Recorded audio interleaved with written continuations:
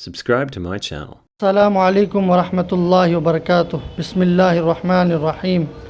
عن ابی بکر الصدیق رضی اللہ تعالی عنہ قال قال رسول اللہ صلی اللہ علیہ وسلم لا يدخل الجنۃ خب ولا بخیل ولا منان، رواہ الترمذی او کما قال علیہ الصلاۃ والسلام۔ حضرت ابو بکر صدیق رضی اللہ تعالیٰ عنہ سے روایت ہے، فرماتے ہیں کہ نبی اکرم صلی اللہ علیہ وسلم نے ارشاد فرمایا، تین طرح کے لوگ جنت میں نہیں جائیں گے۔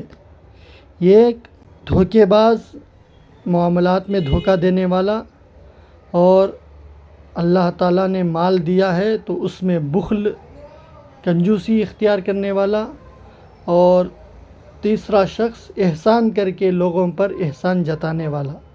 اللہ تعالیٰ ہم سب کو ان تینوں صفات سے ہم سب کو دور فرمائے، اور تینوں صفات سے ہم سب کی حفاظت فرمائے۔ السلام علیکم ورحمۃ اللہ وبرکاتہ۔